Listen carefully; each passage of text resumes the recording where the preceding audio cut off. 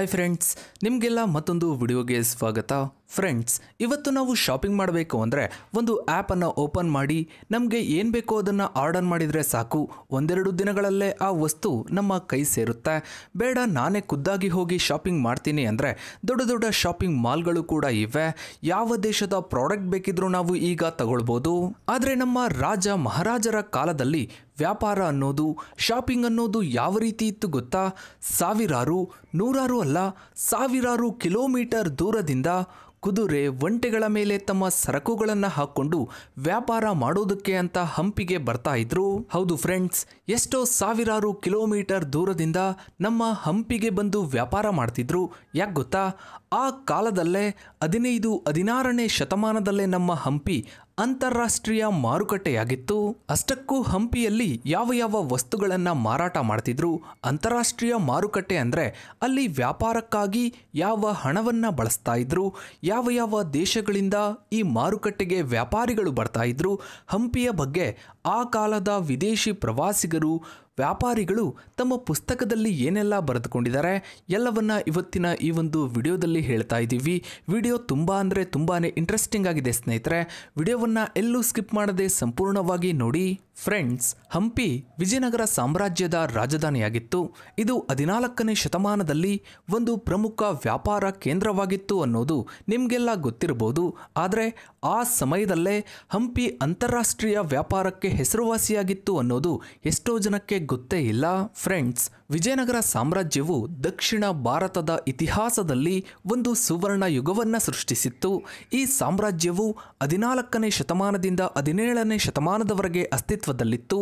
ಕಲೆ, ವಾಸ್ತುಶಿಲ್ಪ, ವ್ಯಾಪಾರ ಮತ್ತು ಆಡಳಿತದಲ್ಲಿ ಅದ್ಭುತ ಸಾಧನೆಗಳನ್ನು ಕಂಡಿತ್ತು.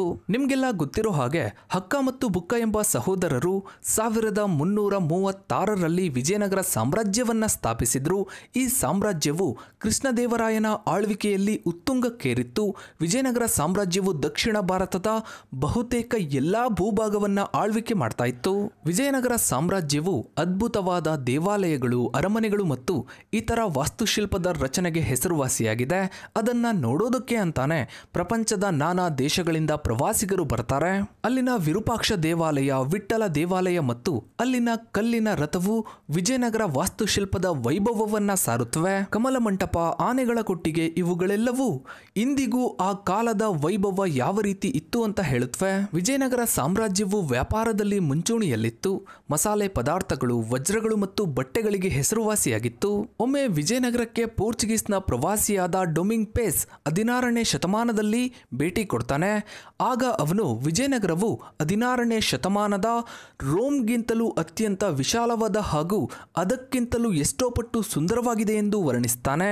ಹೌದು ಫ್ರೆಂಡ್ಸ್, ಡೊಮಿಂಗ್ ಪೇಸ್ 16ನೇ ಶತಮಾನದ ಪೋರ್ಚುಗೀಸ್ನ ಪ್ರವಾಸಿಯಾಗಿದ್ದ. ಕೃಷ್ಣದೇವರಾಯನ ಆಳ್ವಿಕೆಯಲ್ಲಿ ವಿಜಯನಗರ ಸಾಮ್ರಾಜ್ಯಕ್ಕೆ ಭೇಟಿ ನೀಡಿದ್ದ. ಅವನು ವಿಜಯನಗರದ ಬಗ್ಗೆ, ಹಂಪಿಯ ಬಗ್ಗೆ, ಅಲ್ಲಿನ ವೈಭವವನ್ನು ಕಣ್ಣಿಗೆ ಕಟ್ಟುವಂತೆ ಚಿತ್ರಿಸಿದ್ದ. ಡೊಮಿಂಗ್ ಪೇಸ್ ವಿಜಯನಗರದ ಅರಮನೆಗಳು, ದೇವಾಲಯಗಳು ಮತ್ತು ಮಾರುಕಟ್ಟೆಗಳ ವೈಭವವನ್ನ ನೋಡಿ ಮೂಕ ವಿಸ್ಮಿತನಾಗಿದ್ದ. ಅವನು ವಿಜಯನಗರವನ್ನು ವಿಶ್ವದ ಅತ್ಯಂತ ಸುಂದರವಾದ ನಗರ ಎಂದು ಬಣ್ಣಿಸಿದ್ದ. ಅಂದ್ರೆ ನಾವು ಹೇಳ್ತಾ ಇರೋದು ಆ ಕಾಲದಲ್ಲೇ 16ನೇ ಶತಮಾನದಲ್ಲೇ ನಮ್ಮ ರಾಜರು ಅವರ ಸಾಮ್ರಾಜ್ಯವನ್ನ ಯಾವ ರೀತಿ ಕಟ್ಟಿದ್ರು ಅಂತ. ಅವನ ಪ್ರಕಾರ 16ನೇ ಶತಮಾನದ ವಿಜಯನಗರವು ರೋಮ್ಗಿಂತಲೂ ಅತ್ಯಂತ ವಿಶಾಲವಾದ ಹಾಗೂ ಅದಕ್ಕಿಂತಲೂ ಎಷ್ಟೋ ಪಟ್ಟು ಸುಂದರವಾಗಿದೆ ಅಂತ ಹೇಳ್ತಾನೆ. ಜೊತೆಗೆ ಕೃಷ್ಣದೇವರಾಯನ ಆಡಳಿತದ ಬಗ್ಗೆ ಹಾಡಿ ಹೊಗಳ್ತಾನೆ. ಅವನು ಕೃಷ್ಣದೇವರಾಯನು ನ್ಯಾಯಯುತ ಮತ್ತು ದಕ್ಷ ಆಡಳಿತಗಾರ ಎಂದು ಬಣ್ಣಿಸ್ತಾನೆ. ವಿಜಯನಗರ ಜನರ ಜೀವನ ಶೈಲಿ, ಉಡುಗೆ ತೊಡುಗೆ ಮತ್ತು ಸಂಸ್ಕೃತಿಯನ್ನ ನೋಡಿ ಆಶ್ಚರ್ಯ ಪಡ್ತಾನೆ. ವಿಜಯನಗರದ ಮಹಿಳೆಯರಿಗೆ ದೊರೆಯುತ್ತಿದ್ದ ಗೌರವವನ್ನ ನೋಡಿ ಹೆಣ್ಣಿನ ಮಹತ್ವವನ್ನ ತಿಳ್ಕೋತಾನೆ. ವಿಜಯನಗರವು ವ್ಯಾಪಾರ ಮತ್ತು ವಾಣಿಜ್ಯದ ಕೇಂದ್ರವಾಗಿತ್ತು ಎಂದು ತನ್ನ ಪುಸ್ತಕದಲ್ಲಿ ವಿವರಿಸಿದಾನೆ. ವಿಜಯನಗರದ ಮಾರುಕಟ್ಟೆಯಲ್ಲಿ ವಿವಿಧ ಸರಕುಗಳು ಸಿಗ್ತಾ ಇತ್ತು ಅಂತ ತನ್ನ ಪುಸ್ತಕದಲ್ಲಿ ಬರೆದುಕೊಂಡಿದ್ದಾನೆ. ವಿಜಯನಗರದ ದೇವಾಲಯಗಳ ವೈಭವ ಮತ್ತು ಧಾರ್ಮಿಕ ಆಚರಣೆಗಳ ಬಗ್ಗೆ ವಿವರಣೆಯನ್ನ ನೀಡಿದ್ದಾನೆ. ವಿರೂಪಾಕ್ಷ ದೇವಾಲಯ ಮತ್ತು ವಿಠ್ಠಲ ದೇವಾಲಯದ ಬಗ್ಗೆ ವಿಶೇಷವಾಗಿ ಉಲ್ಲೇಖಿಸಿದ್ದಾರೆ. ವಿಜಯನಗರ ಸಾಮ್ರಾಜ್ಯವು ಸಾಹಿತ್ಯ ಮತ್ತು ಸಂಸ್ಕೃತಿಗೆ ಪ್ರೋತ್ಸಾಹವನ್ನ ನೀಡುತ್ತಿತ್ತು. ವಿಜಯನಗರ ಸಾಮ್ರಾಜ್ಯದಲ್ಲಿ ಅನೇಕ ವಿದ್ವಾಂಸರು ಮತ್ತು ಕವಿಗಳಿದ್ರು. ವಿಜಯನಗರ ಸಾಮ್ರಾಜ್ಯವು ಸಮೃದ್ಧವಾಗಿದ್ದ ಹಂಪಿ ಪ್ರಪಂಚದಾದ್ಯಂತ ವ್ಯಾಪಾರಿಗಳನ್ನ ಆಕರ್ಷಿಸಿತ್ತು. ಪರ್ಷಿಯಾ ಮತ್ತು ಪೋರ್ಚುಗಲ್ನಂತಹ ದೂರದ ಸ್ಥಳಗಳಿಂದ ವ್ಯಾಪಾರಿಗಳು ಇಲ್ಲಿಗೆ ಬರ್ತಾ ಇದ್ರು. ಹೌದು ಫ್ರೆಂಡ್ಸ್, ವಿಜಯನಗರ ಸಾಮ್ರಾಜ್ಯದ ವೈಭವದ ದಿನಗಳಲ್ಲಿ ಪರ್ಷಿಯಾ ಮತ್ತು ಪೋರ್ಚುಗಲ್ನಂತಹ ದೂರದ ಸ್ಥಳಗಳಿಂದ ವ್ಯಾಪಾರಿಗಳು ಹಂಪಿಗೆ ಬರ್ತಿದ್ರು.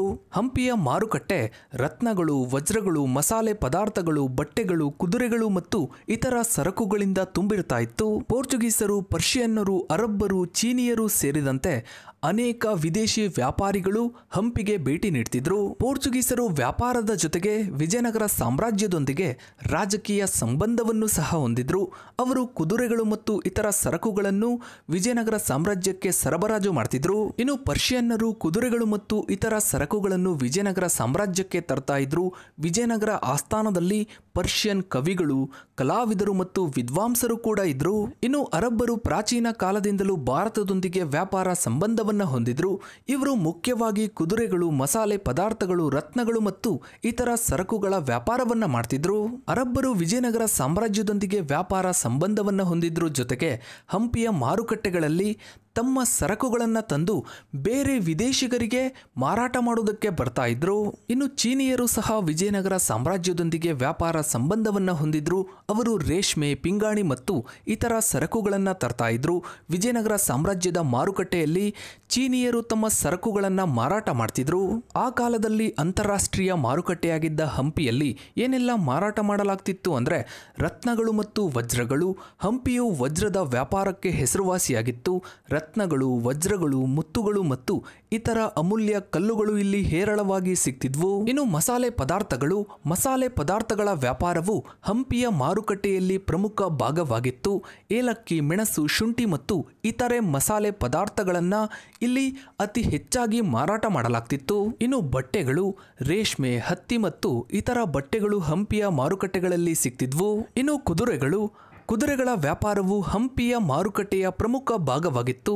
ಅರಬ್ಬರು ಮತ್ತು ಪರ್ಷಿಯನ್ನರು ಕುದುರೆಗಳನ್ನು ತಂದು ಇಲ್ಲಿ ಮಾರಾಟ ಮಾಡ್ತಿದ್ರು. ಹೌದು ಫ್ರೆಂಡ್ಸ್, ಹಂಪಿಯಲ್ಲಿ ಅರಬ್ಬರ, ಪರ್ಷಿಯನ್ನರ ಕುದುರೆಗಳ ವ್ಯಾಪಾರವು ವಿಜಯನಗರ ಸಾಮ್ರಾಜ್ಯದ ವ್ಯಾಪಾರದಲ್ಲಿ ಪ್ರಮುಖ ಪಾತ್ರವನ್ನ ವಹಿಸಿದ್ವು.